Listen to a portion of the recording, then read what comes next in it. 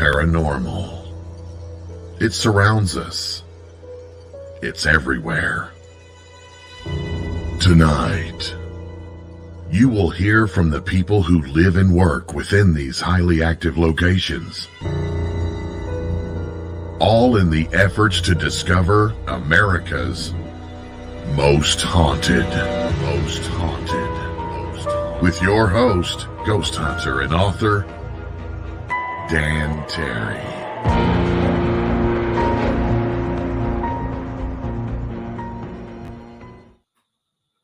Good evening, boys and ghouls. I am Dan Terry, your ghost host with the most haunted. I don't know if you was around my last week, I guess. I think it was last week. We talked to Dennis Stone, and he brought up this thing he owns. It's called America's Stonehenge. It's got tunnels. It's got walls shaped like a Ouroboros, a snake biting its own tail, serpentine walls, snakes. And it had this, I don't know, like Stonehenge. It had towers at one time. They're fallen over now that were lined up with stars. And it's been carbon dated 4,000 years ago. Now, 4,000 years ago, farming or just roaming the land and bartering and hunting and gathering, had the technology to build these towers that lined up with certain stars. The American history and history all over around the world is incredible, and I think a lot of it's being hidden from us, and that really gets me. Y'all know I did an article here a while back for a magazine on X Magazine, and it was about giants in America, right near where I was born and raised. Back in the 1920s, a giant skeleton was found. It was laid out in a doctor's office for weeks, got sent to the Smithsonian, and somehow disappeared. And when I was researching that, I kept finding that same thing over and over. Things were sent to the Smithsonian and disappeared, and now we have no evidence. But I had to stop that, of course, because I do ghosts. That's my main wheelhouse. Well, my guest is Tyler Kiwala, and Tyler really gets into this a lot deeper than I ever have. He's got a show on Rumble. He's got a show on several of the other podcasts. And I got to tell you, one of the major groups that carry podcasts has thrown him off because someone didn't like what he was saying. That's all I can understand. And I know some of the stuff he was saying was controversial about giants, about different things. And I'm going to get to him and let him tell you the whole story. So, Tyler Kiwala. Tyler, thanks for coming back on. Now, you were on here last year just before the X-Con, but we didn't get to really get into what you are investigating. So take it away because you've got the facts. Well, thank you for having me back on. I'm excited to be here, and I investigate all kinds of stuff. That's our job. We host a podcast, we film documentaries, we throw conferences, and we produce webinars, which is like an online seminar where we do extensive deep dives on all the controversial topics, conspiracy theories, including giants and suppressed ancient civilizations, suppressed history. So your previous episode about America's Stonehenge and the article you wrote about giants, and obviously the Smithsonian, and just a lot of stuff being suppressed and hidden from us. And history is a lie, essentially. It's not what we've been led to believe. And I think that's what's coming to the surface right now all over the planet. Mm-hmm. And people like us are doing some digging and starting to ask questions, and that's what they don't like. And I don't have a big following on TikTok, but I decided to create a TikTok account. And the very first video that got removed from my TikTok account was one about giants. So we did an episode. We interviewed Floyd Wills about giants. He wrote a book called the Red-Haired Giants of Lovelock Cave or something along those lines. Yeah. So we did a full episode interviewing him. And all I did was took a clip or a few clips from that episode and condensed them down into a short little TikTok and added some imagery over it, put a TikTok up. But one of the images I had in the video was it just had an artist depiction of cavemen, basically like fighting a giant, right? Okay. And they took my TikTok down for nudity. They said I went against their community guidelines for nudity. Well, they like screenshot the part where it shows nudity, and it was a cartoon drawing of a cave woman with her breasts showing, and that's all it was. And I'm like, I see literally half naked girls all the time on TikTok with parts sticking out all over. Right. So I know that's not why they took it down, because and I realized after we filmed our Cahokia Mountain documentary, giants were very prominent in that story. And whenever before we were removed from YouTube, we were that documentary was in the algorithm of anyone typing in the Cahokia Mounds, right? Okay. So it wasn't just like reaching our audience, it was reaching all these other people who were just typing in Cahokia to research the site. Mm-hmm. Well, the biggest triggered comment that we got was people just had a hard time wrapping their head around that giants were involved, even though we provided evidence and documentation and newspaper articles. And we're not even talking about majorly tall giants, between 7 and 8 foot tall giants that there were discovered there. And we provided evidence of it. And people still just, they don't want to believe it. And they thought we were being disrespectful to the Native Americans, taking the credit away from them, from building the mounds. And I was like, it just seems like academia has everybody so brainwashed and programmed, and they don't want to, people attach their identity to their belief systems. And whenever that's challenged, they're triggered because their identity is being challenged. Their identity is threatened. And if they were to accept something that's true that exists outside of their paradigm, it would mean a paradigm shift for themselves, and they would have to go back to the drawing board and start over. So unfortunately for those people, more and more documents are coming out, and that's what I've provided today, some documents that prove that our history is being suppressed and covered up intentionally.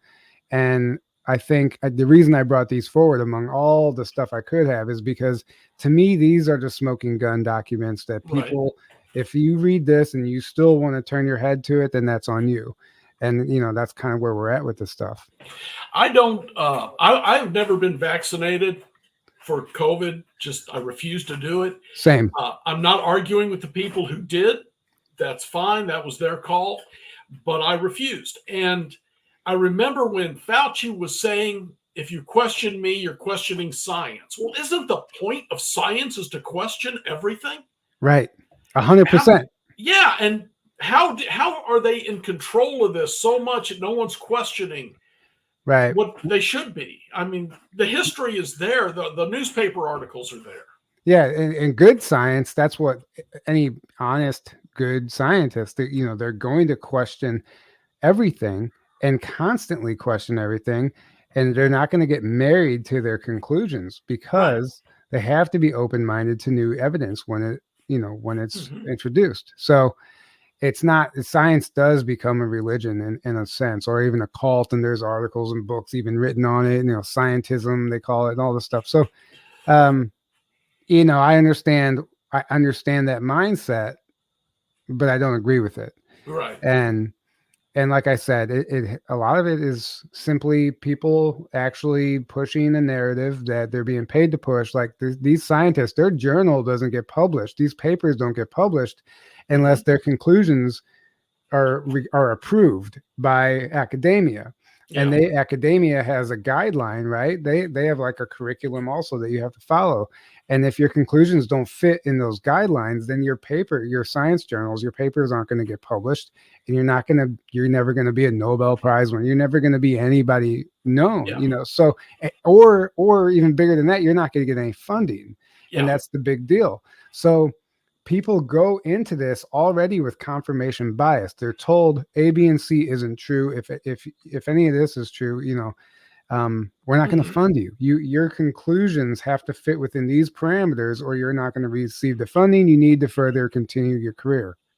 Is this what happened to who was it? The Catholic Church went after him because he had the nerve to say the Earth revolves around the sun, and it's the same thing without the religion part. Right. Well, you know what? Let me share my screen, and since you please. mentioned the Catholic Church. All right, let's see here. Share screen.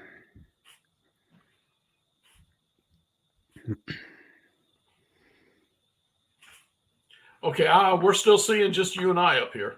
Yeah, I'm looking. Oh, I see. Okay. Sorry, I was. I'm not totally used to StreamYard. So okay, so you'll have to approve my shared screen. Okay, if I see a place that says here it is. Yeah. Add to stage. All right, there we go. Okay, so I'm going to open these up one at a time. Okay. And it's going to be a little clunky because I wasn't planning on doing this, but it's okay. So anyway, what we're looking at here is a book, Geheim Unterwelt, and I don't really know what the rest of it says. I do know that this book was written in German, and it was translated by somebody who ultimately ended up writing this article that's called Trade with Subterranean People in the Middle Ages. And it's an entire article that's breaking down the context of the book. It's like basically somebody read the book in German and did a book report and on it in English. Okay, so there it is, a little bigger. Yes. And okay, so it's got different construction stuff. Go ahead with your talk. Right. So this is just we're going to get into the article here next, but okay. So what we see here is, let me go to my next image. Okay, so this is from the article itself, and this is talking about the book. Okay. I've only read the first chapter of Geheim Unterwelt so far, but that was enough to inspire this article. In their books, the authors have proven that prior to 1580, human beings were engaged in trade and business with subterranean beings using a worldwide network of tunnels between 1550 and 1590, and the Catholic Church ordered all entrances to caves and tunnels sealed and forbid dealings with the underground people. They were closed by official decree. I also know of many researchers who had discovered subterranean caverns and tunnels that connect them, but I didn't know that in some parts of the world there were legal documents not only on the sealing of holes, but formal business records and property records preserved from the Middle Ages dealing with relations to the subterranean world that's more tangible than the mythology I had used. I previously said the sealing and destruction of tunnels happened thousands of years ago. That may be true, but I now understand that a worldwide sealing also took place as recent as 14 generations ago. As it turns out, there are many families that have documents of business dealings and events ranging back 14 generations or more. So the reason I even bring up this underground network is because a lot of people think that the giants went underground. What happened to the giants? There's a lot of lore, a lot of legend that they went underground, and these cave entrances probably lead to a subterranean network. And that's very, we'll get into that in a little bit. Let me keep going with this article. Go ahead. So what we're looking at here to the left is actually the handwritten document, this is one of the documents that was just mentioned in the previous slide. Okay. And from the article, it says, I took one of several pieces of evidence from the book. Heinrich and Ingrid Kusch have used documents by the Austrian royal family Worm, which are stored at the Royal Archives in Vienna. This one is dated to 1592.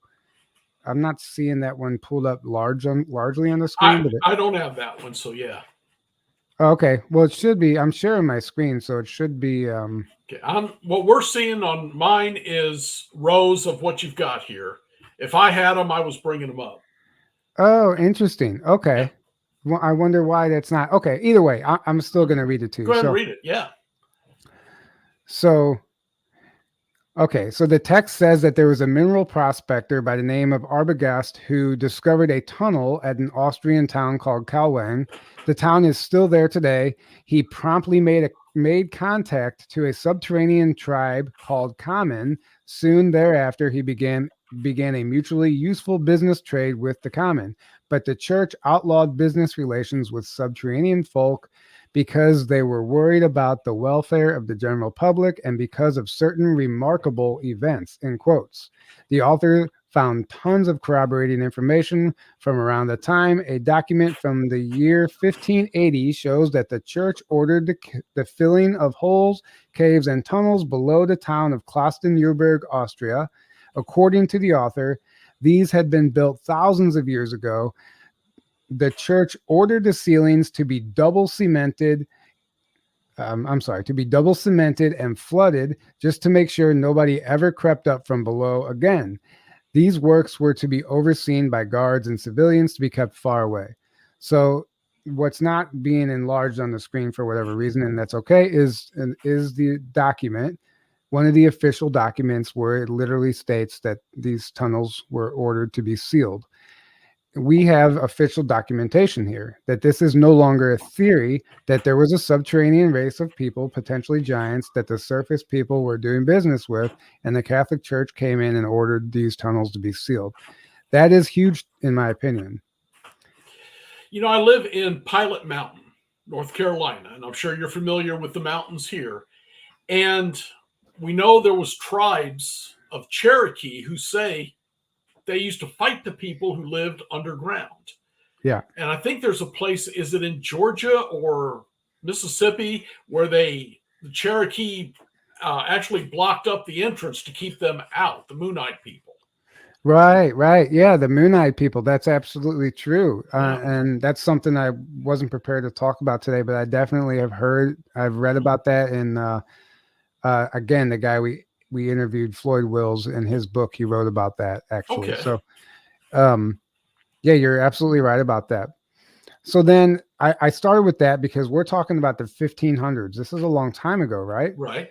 So, all this has been all but forgotten. Now we're screaming into the wind trying to tell people that, there's even underground civilizations. So right there is documentation of it. Then, if you're familiar with Tartaria, which is an advanced global civilization that existed in the 1800s, that was literally wiped from the maps, and it's a big online conspiracy theory now. A lot of people think, they try to claim it's a hoax. It never existed, but you dig a little further, and of course, it's not going to show up largely. But what my next picture is a screenshot from a CIA document from CIA.gov from the website that literally talks about the covering up of this ancient civilization, the Tartaria civilization. Okay. And it says, I need to find the exact part. I don't have this. I'll just read the whole thing. Oh, there it is. You have it. Okay. Yeah. Or let us take the matter of history, which, along with religion, language, and literature, constitute the core of a people's cultural heritage. Here again, the communists have interfered with a shameless manner. For example, on August 9th, 1944, the Central Committee of the Communist Party, sitting in Moscow, issued a directive ordering the party's Tartar Provincial Committee to proceed to a scientific revision of the history of Tartaria to liquidate serious shortcomings and mistakes of a nationalistic character committed by individual writers and historians in dealing with Tartar history. In other words, this is the key part. In other words, Tartar history was to be rewritten, let us be frank, was to be falsified in order to eliminate references to Great Russian aggressions and hide the fact of the real course of Tartar-Russian relations. And this was no isolated case. In every Muslim area within the USSR, historians on orders of the Communist Party have rewritten history to distort the facts so that the Russians appear always in a good light. The facts so that needless to say, histories which present the facts truthfully have been withdrawn and destroyed, so that the present and future generations of Muslims are forever denied the chance of learning the true facts of their nation's past.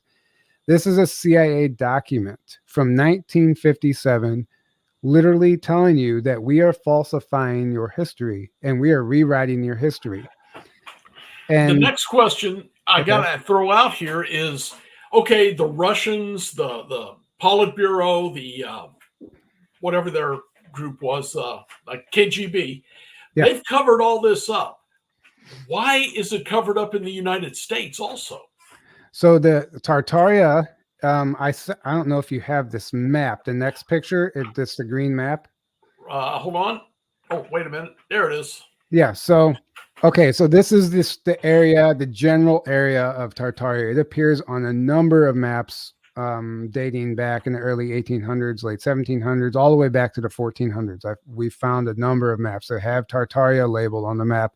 Believe it or not, there is still a town named Tartaria on Google Earth, as if anyone wants to go look it up right now in Russia, or in, I believe Russia or Poland. But regardless, there's evidence that is stating or claiming that Tartaria wasn't just located in Russia or the Mongol Empire, specifically Mongolia area.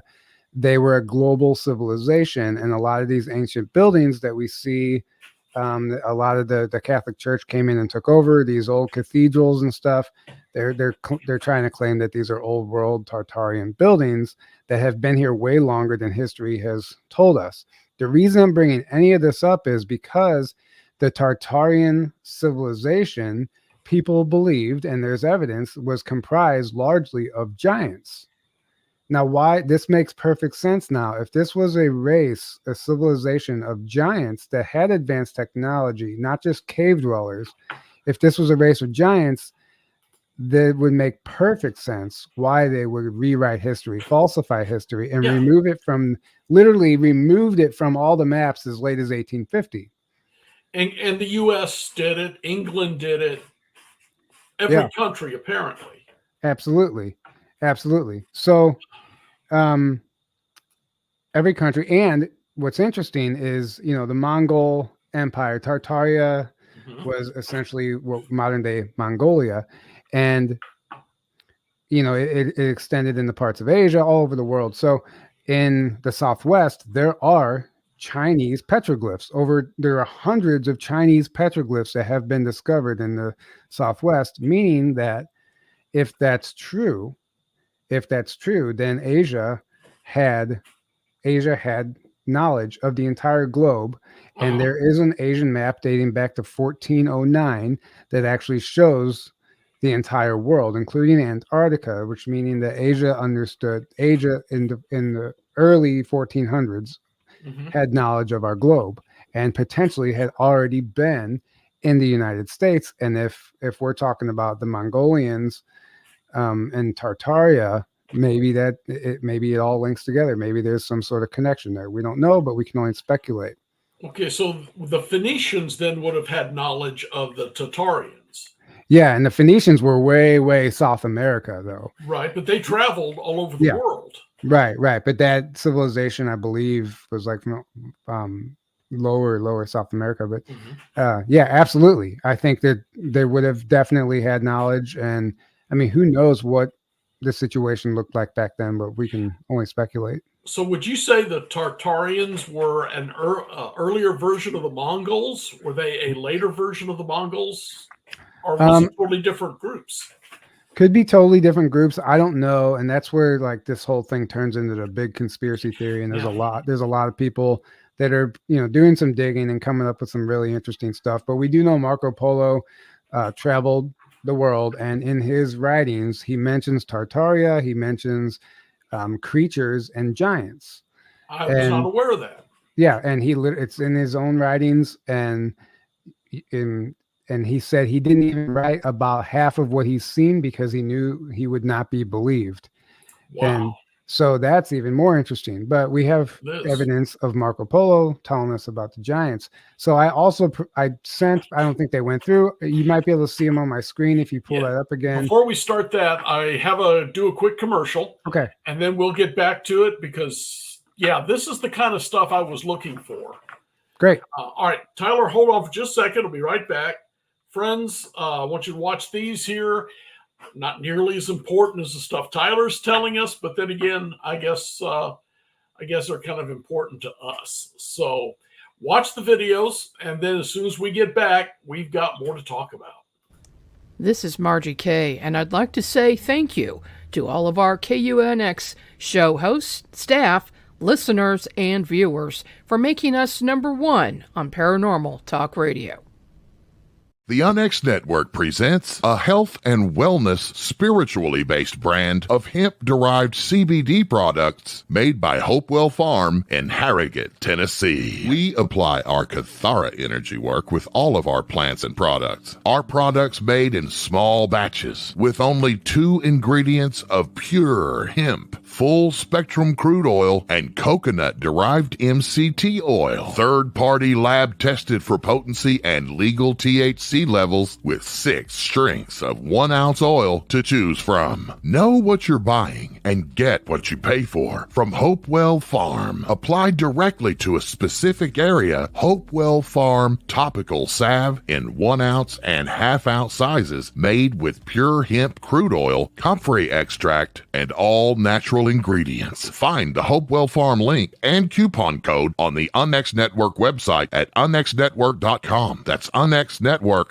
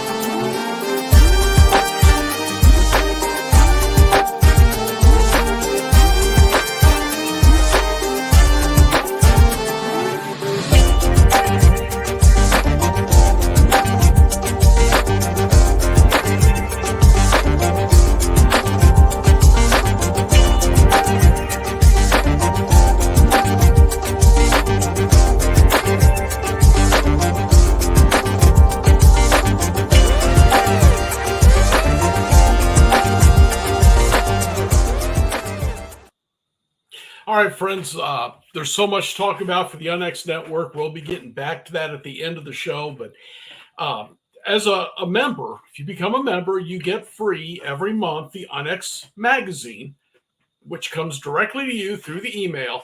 This next one I have coming up, there's an article in it I did on conspiracies, but it's not Roswell or giants or even UFOs.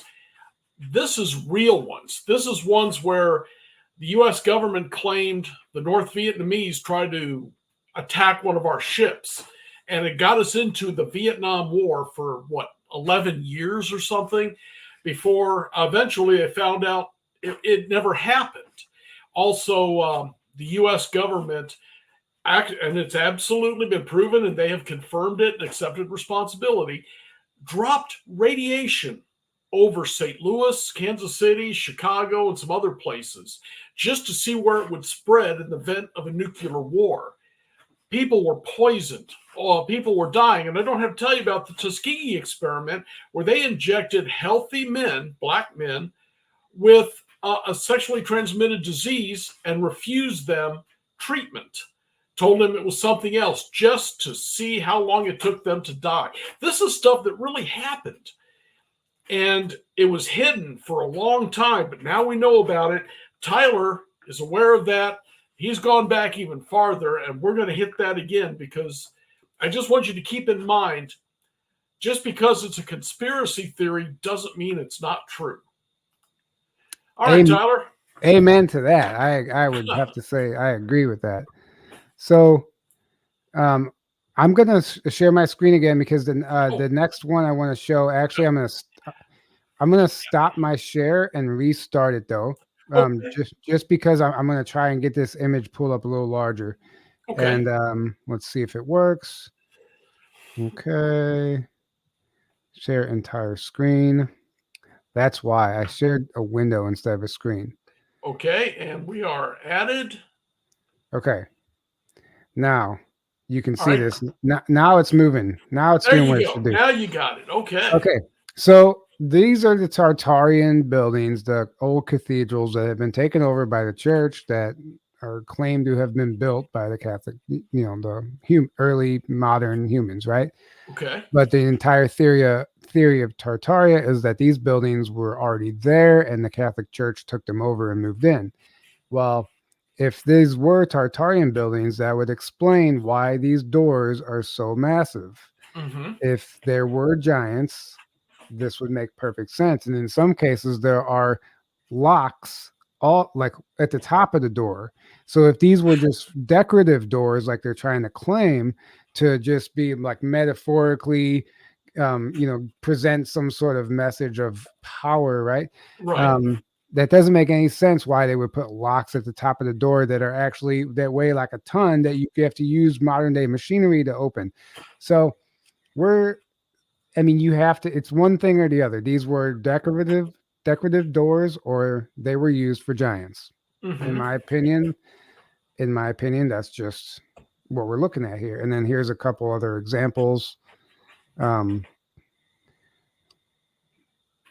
tell me, what do you think? Look how small this guy is compared to the size of this door. And the giants have been, I think an average height would be 9 to 11 feet. Correct. So And that would be about right.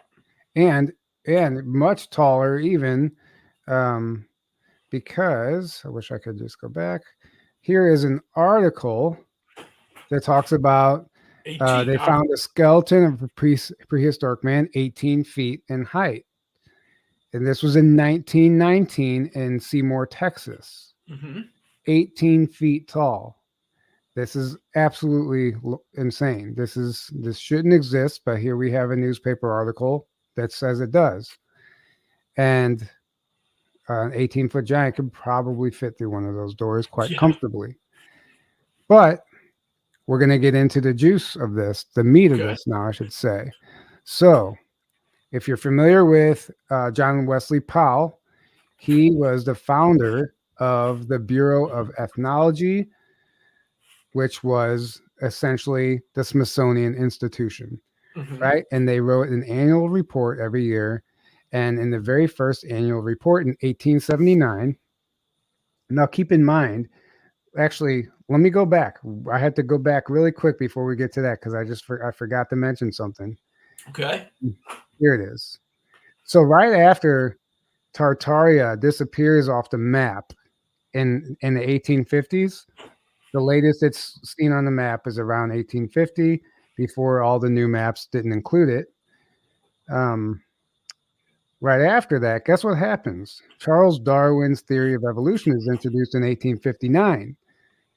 And if we're to believe that the theory of evolution is true, then the Tartarian civilization doesn't fit. It doesn't fit into that narrative. Mm-hmm. So now we have to consider if there's some sort of agenda. And we have a literal CIA document that is telling us that history has been falsified. Okay. So there seems to be some sort of agenda with introducing the theory of evolution directly after they removed Tartaria from the map. Okay, the Catholics wanted it, the Catholic Church wanted it hidden, but now the governments want it hidden and are trying to replace religion with evolution. Right. Who's the backing of this? Who's doing this? I think there's some sort of global elite that we might not ever find out who they really are pulling the strings, and we can get into some crazy information there. But for the sake of this conversation, I'm going to go ahead and tell you what this the first annual report of the Bureau of Ethnology stated. And this is directly coming from the Smithsonian. You can find this on their website in the very first annual report. And it says, The willful director of the Smithsonian Institution's Bureau of Ethnology laid down the law for all professional archaeologists from the late 19th century to the present.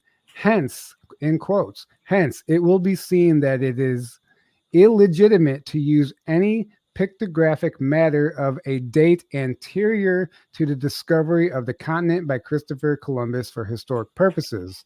He insisted that the Americas had been hermetically sealed off from the rest of the outside world by impassable oceanic barriers until 1492. So let's read that again. It will be seen as illegitimate to use any pictographic matter of a date anterior to the discovery of the continent by Christopher Columbus, meaning that basically anything that goes against Christopher Columbus discovering America would be considered illegitimate. And what is included in that evidence, in that information, is giants, the story of the giants. The giants couldn't have been here already and we couldn't have our history that we're being taught in our textbooks if the giants were true. You know what I'm trying to say? Yes. So, I mean, I just provided 3 documents that prove that there is an agenda, that there is some sort of narrative, that there is something going on where they are trying to cover up history. They don't want us to know what is actually going on. Okay. So there we go. Go ahead. It comes back to why. I mean, again, why? If there were giants here and they're not here anymore, great. Let's look into the history of it. Why in 1850 or whatever did they decide we don't want anyone to know about these people? Because they can't control us if we know who we really are. They can't control us with fear. And a lot of the modern day, basically everything that's taught perpetuates fear. It keeps us in a fear state. And when people live in fear, they're easily controlled, and they will do what you say. And if we're led to believe that we are insignificant, that we evolved from apes and we're the only ones in the universe, there's no life out there, quit looking, and you're alone, you're just a freak of nature, you just happen to be here by chance, then there's no meaning to life, there's no larger purpose, and they can control you and they can feed off of that, and they keep us as slaves essentially. You use they. Do you have a theory on this? I mean, the royal blood. Yeah, so the elite, the royal bloodlines. Okay. The elite families that essentially rule the world are, I would assume, I'm hoping that they're kind of clinging on to scraps at this point, but I believe early on, I mean, there's evidence that the royal families date back all the way to, Babylonian times, and these bloodlines, who was it, that 12-year-old girl who connected every single U.S. president? They're all from the same bloodline, and it's important that they keep their bloodline in power, and they really truly believe that they are actually of this royal bloodlining, meaning they are of another race. They don't even believe they're humans, and they consider us the useless eaters. And that's important for them to stay in power, because there is black magic and things that go along with everything that they do. But if you're asking who they are, that's who I would say they are. So you're talking about, what was it called? Something Grove. Bohemian Grove? Where these people are allegedly meet, or that group that meets the Bilderbergs meets in Europe somewhere. Right. Yeah. So the people that attend those meetings and perform those rituals, and they are part of this group. And then it trickles all the way down to the lower levels, like the Illuminati, but it really goes back to secret societies and the Knights Templar and the Scottish Rite. There are there's good and bad factions of everything in life, no matter what. It's just down to individuals. Just because you're a Freemason doesn't mean you're a shitty person. I know plenty of people that are Freemasons who are great people. It's that when you get up to the highest levels of these secret societies, they they hold this occult knowledge that the public isn't privy to. And it does include things like extraterrestrials and coming from other planets, and that's why the Illuminati symbolism is very much based on Saturn and Sirius, the star Sirius. And a lot of the Illuminati rituals are performed on the Sirian portal, which happens at the beginning of August. And they do what they call it. There's this thing called the Hellfire Club, and they perform Yes. these hellfire rituals on the Syrian portals, which is like a ring of fire. Johnny Cash sung about the ring of fire. He's actually talking about the Hellfire Club, whether people realize that or not. But what they do is they're trying to summon negative entities from Sirius on the Syrian portal. And this is in their own writing. This is their own text. There's a book called The Confessions of an Illuminati, where he says, matter of factly, that's what they do. They hold these rituals to summon the negative Syrians, basically, which we could perceive as maybe demons or ETs or whatever you want to. Okay. But this is what happened with Lahaina, the Maui fires, Lahaina. Everyone was like, how does a fire burn in a perfect circle? Well, guess when that fire took place? It took place on August 8th of 2023, which was the Syrian Stargate portal. It took place on the Syrian portal. They lit a fire in front of everybody's eyes in the shape of in a ring, the ring of fire, the Hellfire Club ritual. They were overtly performing a satanic ritual in front of the entire world, summoning the negative Syrians, demons from Sirius, right before our very eyes. They perform these rituals overtly these days. Right. These people truly believe that they are higher than us. They truly believe they are better than us, and they think we are the useless leaders, that we are cattle or sheep or whatever term you want to use. They don't look at us as valuable life forms. All right, let's throw some odd stuff in here then. Egypt, the hierarchy who's allegedly knew all these secrets. Is that descending from them, or does it go beyond even Egypt?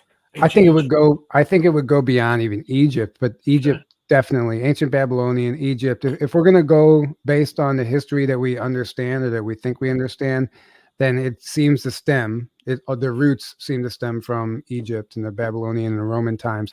So I think absolutely, yeah. But if we want to zoom out and start talking about stuff that we definitely can't prove, then I think it goes back way long. I think there's been civilizations on this planet for essentially millions of years. And I mean, now we're getting into uncharted territory here, but there's human footprints found alongside of dinosaur tracks. I mean, fossilized in stone. And we've all watched Ancient Aliens. There's there's dinosaur petroglyphs with humans riding dinosaurs and all this stuff. So if we're going to take that stuff seriously, then we have to consider seriously that humans have been around for millions of years, way, way longer than we even think. And who knows when or how or any of these agendas began being pushed or played out. But we have to keep our mind open to any possibility at this point. So what we're looking at here, and I know there's been iron hammers with wood handles buried in rock. I mean, part of the rock. Right. Now, this has been going on like that, but are you really thinking that the one group or a family or something not only started in a previous, civilization, but they were running Egypt, the Aztecs, the Toltecs, the Babylonians, all the same group, because they all seem to have the same pyramid structures and the same hierarchy of magicians. Exactly. So, there's this book called The Thea Uber Prophecy that tells a story of a guy who was abducted physically for 9 and taken to another planet for 9 days, physically taken there. And then he came back and wrote a book about what he discovered. And he was also shown or given a brief history of what happened on our planet. And what he was shown, and I'm just going based on what the book says, I don't know, what he was shown or told was that the very, very original civilization that ever came to Earth from another planet, we didn't even originate here, landed in Australia. The Aboriginals were actually in Australia. And they They eventually some cataclysm wiped them out, and the higher, basically the upper echelon of that society, they left before the cataclysm, and they left the surface dwellers, the useless leaders. Even back then, they left some people here, and they devolved into the more of a primitive state that we see as the Aboriginals today. Okay. And it's the same concept. If like people are like, well, how were they so smart and had all this technology? What happened? Well, devolution happens if somebody were to wipe out all the smart people on the planet today, all the people that know how to make these cell phones and make our computers, if all those people just magically disappeared and we're all walking around here trying to figure this stuff out on our own, like Joe Rogan's old stand-up bit. He's like, if I put you in the woods with a hatchet, how long till you can send me an email? Like, so even though we are smart people, if they take away the people that built all this stuff for us, right, we're going to devolve. We potentially we take a risk of devolving. But going back to the story, they claim that this group, when they landed, they had essentially they came back after the cataclysm, and when they landed, they had UFOs, they had craft, they were ETs, right? And they were a global civilization, and different groups, they spread out all over the planet. Even though they all came from the same place, they spread out all over the planet and started their own mini civilizations, mini cultures and societies and stuff. And they all had the same building knowledge. They all had the same principles. They were basically the same civilization, but just occupying different parts of the planet. And if that's true, that would make a lot of sense why all these building techniques look exactly the same or very similar. Similar, yeah. I talked to a guy, interviewed him here a week or so ago, who discussed some passage in the Bible, I can't remember where it was, where Jehovah got an inheritance from his father, and he had to share it with his brothers. They all had their own kingdoms on earth. And it's kind of sounded like maybe that is blending in with what you're saying here, that what we consider God was just one of these who had a piece of land somewhere, basically. Right. And that's, that is exactly like, so the Elohim in the Bible actually is a plural term that technically translates to the shining ones. And the way it's described, it sounds more like an ET landing than God. And why is it plural? Why is it plural? And that's what a lot of people call the demigods, ETs that act like gods, because they know that we were basically a dumbed down civilization or primitive civilization at the time, especially. Right. And if they didn't even create us themselves, which is, the whole Sumerian lore and the genetic engineers and all that stuff. So there's a number of possibilities, and I don't think anybody actually has the full answer, but I think we can start having these conversations and at least be open-minded to this stuff. Well, at least thanks to the internet, we can have these conversations. We're not as blocked, although you've been thrown off of one place for that. Oh, a number of places. Maybe two, yeah. Yeah. But yeah, I mean, I definitely think that it's pretty obvious at this point that it's undeniable, in my opinion, if you just take the 3 documents that I shared with you today, that there's a cover-up.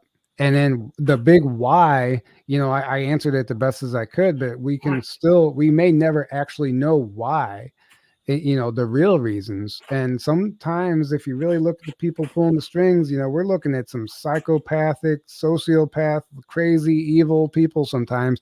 And if you've ever dealt with a sociopath, you know that there is no reasoning with a mind like that. When a mind operates that way, you may never understand why. And maybe that's the case here. And this has been an incredible conversation, Tyler. It's right down what I enjoy, but you are way, way beyond where I was at. So I appreciate you coming on, man. This has been awesome. Also, you left me a little teaser in the emails as we were sending back and forth that do we want to talk about time travel? Now, this is something I've been intrigued by. There ain't a time travel movie I haven't seen. I just love that topic. So we got to get you back here to talk about time travel soon. Yeah, and if there's time, I'll plug some books that I recommend everybody read. Go right ahead, please. On time travel. So there's a Sean David Morton. He was on. If you're familiar with him, he was on the Art Bell show years ago. He's a psychic and author. He wrote a series of books called The Sands of Times. They're written as fiction novels, but when you open it up and read the introduction, he said, "This isn't a fiction novel. I had to publish it as." This isn't a fiction novel. I had to publish it as fiction because I couldn't. The publisher wouldn't allow me to publish this as nonfiction. Wow. But everything you're about to read is true, and there's a whole story of he was friends with. He knew somebody within this, we can say, the shadow government, for lack of a better term, who had spent 40 years in the shadow government, and he, upon his passing, which he didn't say he passed, he said he moved on, and Sean David Morton, just happened to be during Obama's inauguration, was delivered a stack of diaries and USB drives, basically containing top secret documents, and a meticulously written diary of this man's time in the shadow government for 40 years, with a request to share this information with the public, but he had to sign NDAs and redact names. He couldn't use the actual names of the people. So Sean just used his, how can I release this to the public? He wrote him into a 7-novel series. And within it contains the information from this guy, from the shadow government, which the entire premise of the series is the origins of time travel in our government. And the reality of us being a time traveling civilization for a very, very long time. And if the information is true in these books, which I truly believe it is, then it changes everything we think we know. Now, Sean David Morton when these books came out, he was wrongfully imprisoned for 4 years. While he was in prison, he got throat cancer. He got out of prison. His throat cancer got so bad that he can't even talk anymore. And to this current day, he's in bed with a feeding tube. And anybody who has read the books know beyond a shadow of a doubt that it's because of those books is why he was wrongfully imprisoned, why he was given throat cancer. He claims it was given to him. And then why he can no longer talk. But luckily, he's hanging on by a thread. We've actually were fortunate enough to interview him just before he got bad. But the Sands of Time series by Sean David Morton is, I can't recommend those enough. I highly recommend those books if you're interested in the origins of time travel and the whole UFO secret within the government, and including details that you never thought you would get. The stuff, all the questions that they leave, that every cable show leaves you hanging. Could it be? Why? What could it be? Well, they answer all those questions in the book, and I will seek those books out right away. Yeah, all right. You absolutely should. Thanks, Tyler, and thanks again for being on the show. I want to get you back once I check these books out so we can talk about that. Yeah, absolutely. All right, man. Thanks again. We'll talk at you soon. All right, later. Take care. Bye. All right, friends, as you heard it, there's a lot going on. I believe there's a lot of conspiracies, a lot of secret stuff. I've told you before. I've wrote about it. So, hey, you may want to check out the magazines, because we talk about these kind of things, and UFOs and cryptids and time travel and all of it. Witches and black magic, it all comes through here. And all you have to do to join is go to the UNX Network. Go down a little bit on the front page. You get the magazine free every month. And also, I want to remind you, Tyler will be there. I will be there. The XCon 2024, October 11th through the 13th in Springfield, Missouri. Beautiful hotel, incredible hotel. What we didn't know when we held it last year, the hotel's haunted.